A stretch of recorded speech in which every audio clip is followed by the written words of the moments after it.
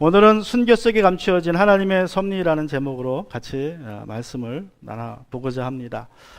스데반의 순교와 이에 따른 핍박을 통해서 하나님의 섭리가 아주 강하게 역사했습니다. 아마도 스데반의 순교의 피가 없었다면 우리 기독교 역사 그리고 서양 역사 또 세계 역사에 많은 일들이 벌어지지 않았을 것입니다.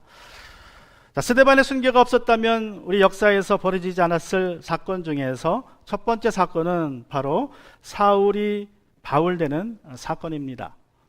하나님의 섭리 가운데 첫 번째, 스데반의 순교를 통한 순교 속에 감추어진 하나님의 섭리의 첫 번째는 사울이 바울되다입니다. 사울이 바울되는 것이 하나님의 첫 번째 섭리였습니다. 사도행전 8장 1절에 보시면 이렇게 기록합니다. 사울은 스데반이 죽임을 당한 것을 마땅히 여겼다. 그리고 이제 7장 58절에 보시면 그를 성 밖으로 끌어내어서 돌로 쳤다. 증인들은 옷을 벗어서 사울이라는 청년의 발 앞에 두었다. 8장 1절에서 사울이라는 이름이 두 번째로 나오고 7장 58절에서 이제 스데반이 죽는 장면에 사울의 이름이 첫 번째로 나옵니다. 보면 사울을 청년이라고 하죠. 30세 정도, 30세에서 40세까지를 청년이라는 단어를 쓴다고 합니다. 헬라말로. 그래서 아마도 사울이 저때 30세 정도가 아니었을까 이렇게 생각이 됩니다. 자, 이 사울이 우리가 잘 알고 있는 바울입니다. 바울은 기독교에서 예수님 다음으로 유명한 사람입니다. 세상 역사에서도 바울을 빼놓고 역사를 이야기할 수 없습니다.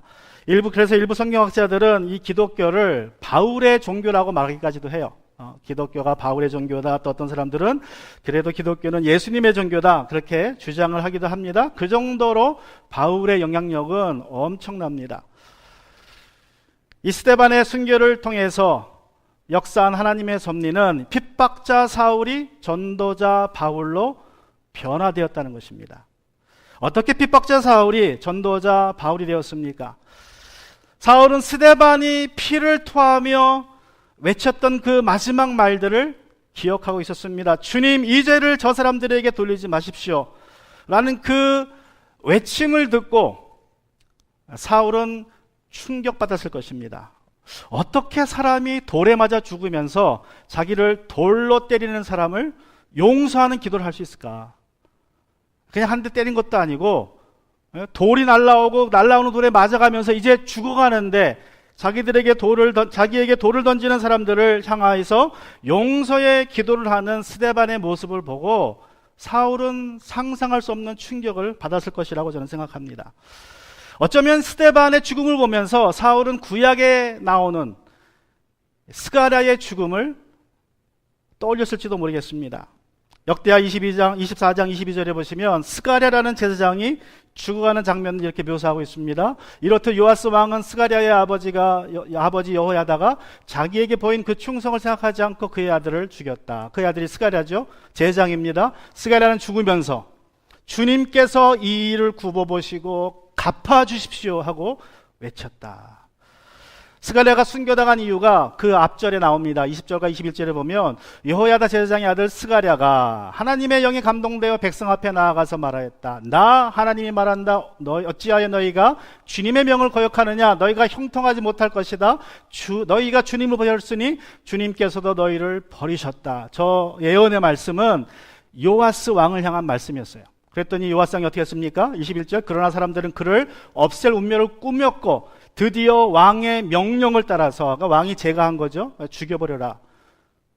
그래서 어디서 죽입니까? 주님의 성전뜰에서 그를 돌로 쳐 죽였다. 성전뜰에서 제사장을 돌로 쳐 죽였습니다. 그때에 스가랴가 죽으면서 했던 말이 바로 뭐예요? 주님께서 이 일을 굽어보시고 갚아주십시오. 주님이 갚아주십시오. 주님이. 얼마나 억울했으면 자기는 하나님의 말을 전했을 뿐인데 주님이 갚아주십시오가 그의 마지막 외침이었습니다. 사울은 스데반이 하나님의 영광이 보이고 그 오른편에 인자가 서 계십니다 라고 외친 다음에 저 스데반도 어떻게 하겠다? 그 인자, 자기가 눈에 보이는 인자에게 하나님 갚아주십시오라고 원수 갚아달라는 기도를 하겠다라고 아마 예상했을 거예요.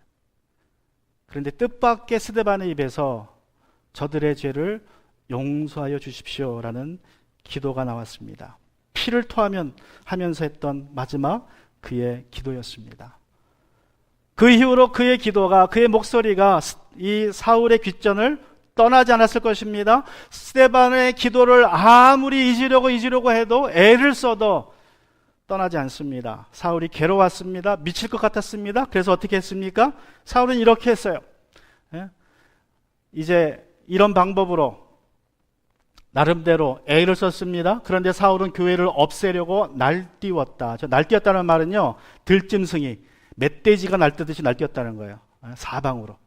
그러니까 자기가 너무 괴로우니까 그 괴로움을 잊어보려고 사방으로 날뛰어 다닌 것입니다. 그는 집집마다 찾아 들어가서 남자나 여자나 가리지 않고 끌어내서 감옥에 넘겼다. 자, 이렇게 예루살렘과 유다의 모든 집을 샅샅이 두신 후에 사울은 사내들인 하에서 대제사장에게 체포영장을 발부받아서 다메섹으로 떠납니다. 거기에 도망친 그리스도인들이 많이 숨어있고 살고 있다는 말을 듣고 다메섹으로 가다가 다메섹 가까이 가서 환한 빛이, 해보다 밝은 빛이 그를 둘러쌌습니다. 그리고 음성이 그 빛에서 들렸습니다. 사울아, 사울아, 왜 나를 핍박하느냐? 당신은 누구입니까? 나는 내가 핍박하는 예수다. 그 순간 주 예수님, 내 영혼을 받아주십시오라는 스데반의 기도가 떠올랐습니다. 사울은 즉시로 엎드렸습니다. 그 순간 사울은 죽었고, 핍박자 사울은 죽었고, 전도자 바울이 태어났습니다. 사울을 괴롭혔던 스데반의 마지막 기도가 멈췄고 응답되었습니다. 여러분, 우리가 믿음으로 고통당하게 될 때에 어떤 자세를 취하느냐가 정말로 중요합니다. 왜냐하면 내가 믿음으로 고통당할 때에 나의 반응을 통해서 하나님의 섭리가 역사하느냐 마느냐 결정이 돼버려요. 내가 어떻게 반응하느냐에 따라서, 여러분, 만약에 스데반이 피를 토하면서 스가랴처럼 돌에 맞아 죽어가면서 피를 토하면서 하나님 원수 갚아주세요라고 죽었으면 사울이 바울 듣겠습니까? 절대로 되지 않았습니다. 뭐 그냥 너도 죽으니까 별 수 없구나, 너도 그렇게 죽어가는구나, 그래 별 수 없지, 그 끝입니다. 그냥 대충 핍박하다가 뭐 알아서 다 사라지겠지 그러고 그냥 멈췄을 것입니다. 그런데 스데반이 피를 토하면서 기도했던 주님 갚아주십시오라고 아니라 주님 용서해 주세요라는 그 기도 앞에서 그는 충격받았습니다. 잡아들이는 모든 그리스도인들이 하나같이 스데반처럼 기도했어요. 하나같이 죽일 때마다 똑같은 기도를 했습니다.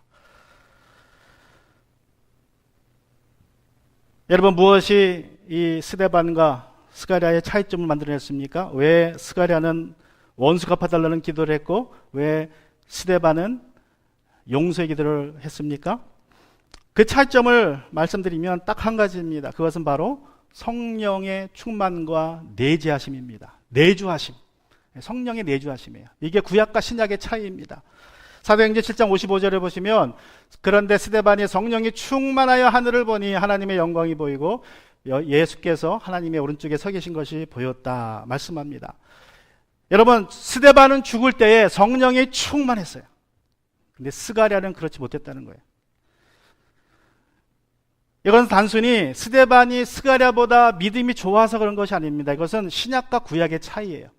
스가랴는 제사장이었지만, 여러분, 그가 구약 시대에 살아왔기 때문에 성령을 일시적으로 받기는 했지만 성령이 그 안에 내주하지는 않았습니다.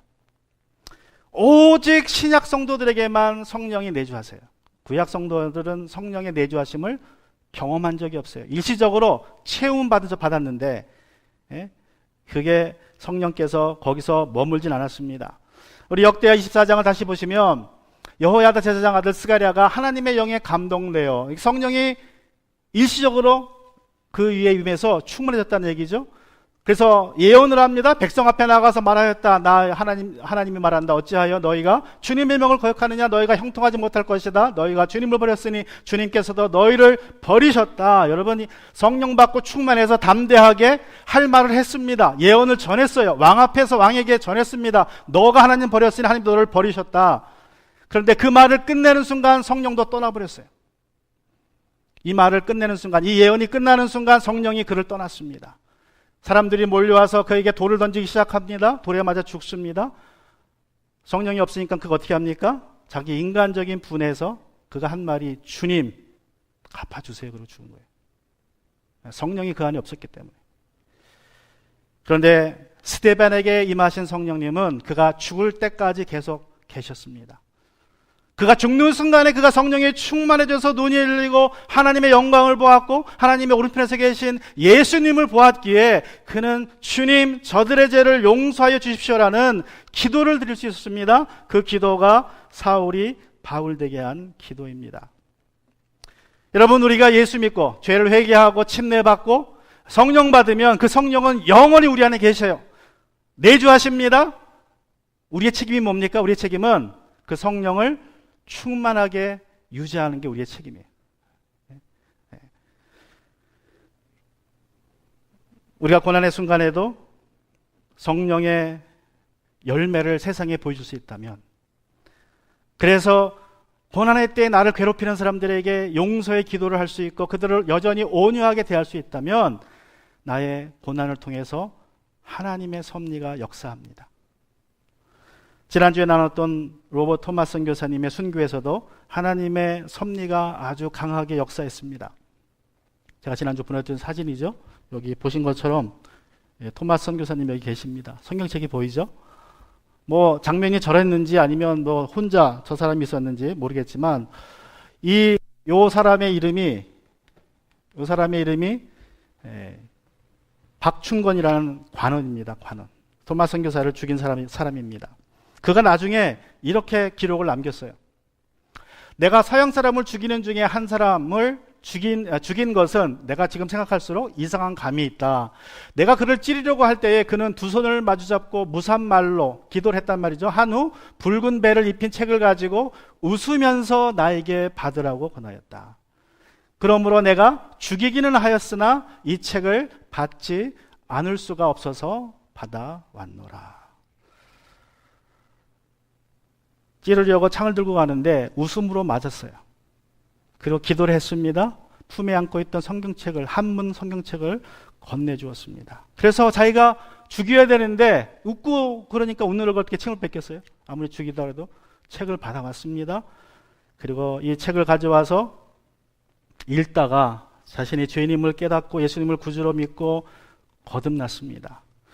후에 교회의 영수가 되었다고 합니다. 영수는 장로나 안수집사를 의미합니다. 그리고 조카인 이영태에게 복음을 전해서 거듭나게 했고, 이 이영태가 후에 미국에서 온 선교사를 도움을 줘서 한국어 성경을 번역합니다.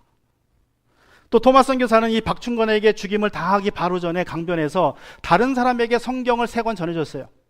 한문 성경을. 최주량이라는 사람에게 먼저 그 사람을 만나서 성경을 3권 전해줬습니다. 나중에 이 사람이 성경이 금서라는 거, 이게 밀지 말라는 책이라는 걸 알아가지고 자기 이제 평양의 영문주사인 박영식에게 전해줍니다. 박영식이 성경을 받아봤더니 종이질이 너무너무 좋은 거예요. 그래서 그 다 찢어가지고 벽에다 다 발라버렸습니다. 벽에다가 방바닥에도 바르고 벽에 바르고 천장에 바르고, 그래서 온 집안이 다 성경으로 도배가 됐어요. 눈 떠도 성경, 밥 먹을 때 성경, 하여튼 뭐 누워 있어도 성경, 그 맨날 성경만 보죠. 그러다가 그 말씀을 깨닫고 거듭납니다. 그래서 이 사람이 성경 읽고 거듭나서 자기 집에서 교회를 시작합니다. 그 교회가 평양 최초의 교회인 널다리 교회가 되고, 그 교회가 나중에 장대현 교회로 바뀝니다. 여러분, 만약에 토마스 선교사가 칼로 내려치는 그 관원에게 웃음으로 맞이하지 않았다면 이런 평양의 대부흥은 우리에게 없었을 것입니다. 만약에 스데반이 죽어가면서 하나님 갚아주세요라고 기도했다면 우리에게 바울은 없었을 것입니다. 또 스데반의 순교 속에서 어떤 하나님의 역사가, 섭리가 역사했습니까? 그것은 두 번째로 곧 흩어짐이 곧 성장이라는 하나님의 섭리가 있었습니다. 우리 8장 1절을 다시 보면, 그날로 예루살렘 교회에 큰 박해가 일어났다. 그래서 사도들 이외에는 모두 유대 지방과 사마리아 지방으로 흩어졌다. 흩어졌다라고 말합니다. 흩어졌다라는 말을 헬라 말로 하면 이렇게 됩니다. 디아스페로라는 말이에요. 디아스페로. 흩어뿌리다라는 뜻입니다. 접두어 디아라는 말하고 동사 스페이로라는 말이 이제 합쳐져서 샅샅이 뿌리다, 뭐 흩어뿌리다 그런 뜻이 됐고, 명사는 스포러스라는 말인데 저 명사가 seed라는 말이에요. seed. 그러니까 흩어졌다라는 말은 씨를 뿌렸다 그런 뜻입니다. 씨를 뿌렸다. 근데 이 말이 수동태죠. 흩어졌다. 신약 성경에서 수동태는 주어가 나타나지 않으면 그 주어를 하나님으로 봅니다. 하나님으로. 더 강조하려면 하나님이라는 단어를 써서 주어를 강조하기도 하지만 일반적으로 그냥 하나님을 빼고 수동태로 쓰면 이것이 하나님이 주어구나 라고 이해를 합니다. 하나님은 사울로 하여금 스데반을 순교하게 하여서 죽게 하여서 또 예루살렘에 믿는 자를 핍박하게 하셔서 유대와 사마리아로 흩어지게 하셨습니다. 여러분, 이때 사울이 주로 핍박했던 대상이 헬라파 유대 그리스도인들입니다. 당시에 예루살렘에는 히브리파 유대인들과 헬라파 유대인들이 살고 있었습니다. 오순절에 성령이 임하고 교회가 시작되면서 교회 안에서도 사도를 중심으로 한 히브리파 유대인들과 그리스도인들과 또 스데반을 포함한 7 집사들 중심으로 한 헬라파 유대 그리스도인들이 있었습니다. 우리가 오늘 말씀하고 있는 이 사울도 헬라파 유대인 중에 한 사람입니다. 단지 예수님을 믿지 않았을 뿐입니다. 예루살렘의 첫 번째 핍박은 헬라파 유대인들 사이에 벌어진 일이었습니다. 그래서 스데반은 헬라파 유대인 중에서 대표적으로 예수를 믿었던 사람이고, 사울은 헬라파 유대인들 중에서 대표적으로 유대교를 믿었던 바리새인 사울이었습니다. 그 사울이 스데반을 핍박하는 것이에요. 사울은 스데반을 죽인 이후에 집중적으로 헬라파 유대인들을, 그리스도인들을 핍박하기 시작합니다. 그러자 헬라파 유대인들은 마태복음의 예수님의 명령을 따라서 흩어집니다. 예수님이 마태복음 10장 23절에서 말씀하기를 이 거울에서 너희를 박해하거든 저 거울로 피하여라 그랬어요. 도망쳐라. 목숨 내놓지 말고 도망쳐라 그랬어요. 그래서 이 말씀에 순종해서 도망칩니다. 어디까지 도망칩니까? 헬라파 그리스도인들이 그날의 예루살렘 교회에 큰 박해가 일어났다. 그래서 사도들 이외에는 모두 유대 지방과 사마리아 지방으로 흩어졌다. 유대 지방, 유대인들이 사는 곳이죠. 예루살렘을 떠난 그 주변이 유대 지방이고, 유대 지방의 북쪽 지방이 사마리아 지방입니다. 그곳으로 흩어진 거야. 예루살렘을 급하게 떠나버린 거예요. 거기가 제일 핵심이니까. 사도행전 또 11장 19절, 20절에 보시면 더 자세히 나옵니다. 어디까지 갔는지. 스데반에게 가해진 박해 때문에 흩어진 사람들이 페니키아와 키프로스와 안디옥까지 갔다. 저기가 어디냐면 여기입니다. 여기가 예루살렘이고요. 여기가 예루살렘인데 여기서 박해를 받아서 여기까지 유대까지 갔다가 여기 사마리아까지 갔다가 안 되니까 나중에 베니게, 여기에 이제 여기에 베니게라고 표현됐지만 우리 한국말 개혁성경과 좀 다르게 표현된 것이고요. 구브로까지 갔고 안디옥까지 갔어요. 저까지 도망친 겁니다. 그런데 이들이 도망가면서 어떻게 했습니까? 걸음만 날살려가 목숨을 살리기 위해서 도망쳤습니까? 아닙니다. 4절에 보시면 그런데 흩어진 사람들은 두루 돌아다니면서 뭐 했다? 말씀을 전했다. 단순히 그러니까 도망치는 것이 목적이긴 하지만 도망만 친 것이 아니라 말씀도 전했다고 성경은 말씀하고 있어요. 여러분, 스데반의 순교로 인해서 시작된 그 핍박 속에서 우리가 발견할 수 있는 하나님의 섭리는 헬라파 그리스도인들을 통하여서 복음이 로마 제국에 퍼지기 시작했다는 것입니다. 여러분, 당시에 헬라파 유대인 그리스도인들은 복음을 로마 제국에 전파하는 데 있어서 히브리파 유대인 그리스도인들보다 아주 잘 준비가 된 사람들입니다. 다음과 같은 4가지 이유로, 첫 번째는 헬라파 유대인들은 신학적으로 준비가 잘 돼 있어요. 신학적으로. 우리가 이미 나눈 말씀이지만 헬라파 유대인들은 유대 땅에서만 살아왔던 히브리파 유대인들과 하나님과 성전을 이해하는 게 달랐습니다. 자, 헬라파 유대인들은 오랫동안, 짧게는 수십 년, 길게는 수백 년 이방의 나라에 살면서 하나님께서는 예루살렘만 계시는 분이 아니라, 성전에만 계시는 분이 아니라 어디에나 계시고 어디에나 우리가 섬길 수 있고 어디에나 나와 함께하는 하나님이라는 것을 그들은 체험으로 알았어요. 반면에 히브리파 사람들은 지식으로 알았습니다. 성경 읽고 아브라함의 하나님 메소포타미아에서 만났구나, 요셉의 하나님 이집트에서 만났구나, 모세의 하나님 시내 산에서 만났구나, 책으로 알았는데 헬라파 유대인들은 거기서 살고 있었으니까 자기가 사는 곳에서 만난 하나님을 경험했습니다. 그러니까 아브라함의 하나님, 요셉의 하나님, 모세의 하나님이 아주 깊이 이해가 되는 겁니다. 체험으로 이해했기 때문에. 그래서 이들은 확신했어요.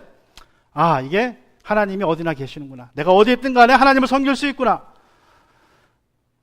말씀드린 것처럼 반면에 이 히브리파 유대인들은 아브라함의 하나님, 요셉의 하나님, 모세의 하나님은 단지 성경에 나오는 하나님이고 머리로 하는 하나님이었습니다.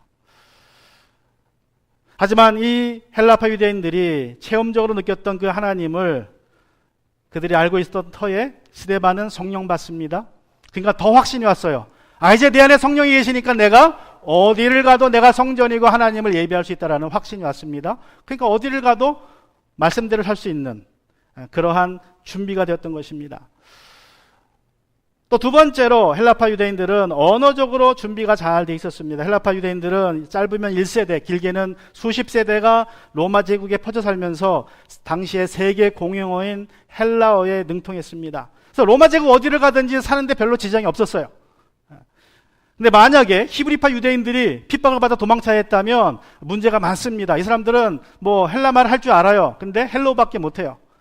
인사밖에 못합니다. 먹고 사는 일에 지장이 많겠죠. 그런데 이 헬라파 유대인들은 히브리파 유대인들과 달리 언어적으로 문제가 전혀 없었습니다. 그래서 얼마든지 가면서 숨는데 급한 것이 아니라 복음을 전할 수가 있었어요. 가는 곳마다 세계 공용어인 헬라말을 통해서. 또 세 번째로 헬라파 유대인들은 사회적으로 준비가 잘 돼 있었습니다. 이들은 외국 생활, 이민 생활에 익숙해 있었어요. 이미 그렇게 살아왔다가 다시 예루살렘으로 돌아갔으니까 다시 외국 생활, 이민 생활 가는 게 어렵지 않습니다. 또 네 번째로 헬라파 유대인들은 경제적으로 준비가 잘 돼 있었습니다. 여러분, 유대인들은 당시에도 로마 제국이 흩어 살다가 타민족에게 미움을 많이 받았습니다. 여러 가지 이유로, 뭐 종교적인 이유 때문에 그런 것도 많고 여러 가지 이유로 다른 민족에게 핍박을 많이 받았어요. 그래서 쫓겨납니다. 하루아침에. 그러니까 유대인들이 자기들 경험으로 체험한 게 뭐냐면, 야, 우리가 여기 살다가 쫓겨나면 다른 데 가서 어떻게 먹고 살아야 되나? 제일 좋은 방법이 상업을 하는 거다. 비즈니스. 물건 사고 파는 게 제일 좋다. 딱 그러다가 또 하루아침에 야밤도 자려면 뭐가 있어야 됩니까? 당시에는 캐시가 없으니까 보석을 사 모아요. 보석을. 그래서 항상 보석을 가지고 있다가 핍박이 시작된다 그러면 보석만 가지고 튑니다. 다른 데로 가면 그 보석 팔면 또 자금이 나오잖아요. 그죠? 나중에 다이아몬드가 나왔을 때는요, 다이아몬드 몇 알 털어 먹어요. 식구들이 하나씩. 그리고 가요. 그럼 끝. 그럼 몸만 가면 돼요. 뺏길 것도 없습니다. 뱃속 안에 있으니까 다이아몬드가. 그리고 딴 데 가서 그 다이아몬드 빼가지고 또 사업하는 거예요. 그리고 이 사람들은 그렇게 수천 년을 살았어요. 그러니까 어디를 가도 먹고 삽니다. 아주 경제적으로 준비가 잘 된 사람들이었습니다. 그래서 하나님이 이렇게 헬라파 유대인들을 사용하셔서 그들에게 먼저 핍박을 주시고 그들로 예루살렘을 떠나게 하셔서 복음이 로마 제국으로 흩어 뿌러지게 합니다. 여러분, 스데반이 사울의 손에 죽고 사울로 인해서 예루살렘에 큰 핍박이 일어나는 것은 겉으로 볼 때는 그리스도인들에게 큰 고난이었지만 하나님은 그 고난 속에서 하나님의 목적을 이루어 가세요. 하나님의 뜻을 이루어 가십니다. 여러분, 씨 뿌리는 자의 비유에서 씨 뿌리는 자가 나오죠. 그 씨 뿌리는 자가 어떻게 합니까? 씨를 흩어 뿌린다 그러죠. 흩어 뿌린다. 그 흩어 뿌린다는 말이 바로 여기서 나오는 흩어지다, 그 말하고 똑같은 말이에요. 그러니까 지금 하나님이 씨 뿌리는 자가 되어서 헬라파 유대인들을 뿌리는 거예요. 로마 제국에 뿌립니다.